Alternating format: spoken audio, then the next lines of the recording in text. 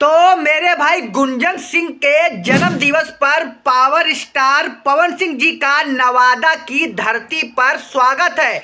तो जी हाँ दोस्तों, तारीख फिक्स हो चुकी है 29 जनवरी और अभी अभी गुंजन भैया हमारे लाइव आकर अपनी बातें बताए भी। सुनिए।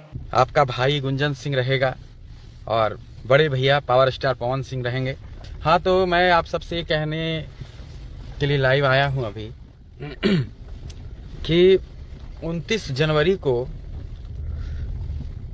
नवादा के वारसलीगंज के माफीगढ़ मैदान में हमारा जन्मोत्सव मनाया जाएगा।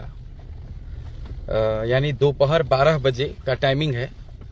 नवादा के वारसलीगंज में ही जो अपना शहीद चंदन सिंह चौक बना है, वहीं पे है माफीगढ़ मैदान। वहीं पे जन्मोत्सव मनाया जाएगा, जिसमें बड़े भैया पावर स्टार, दिल के राजा, जान प्राण पवन सिंह जी आ रहे हैं।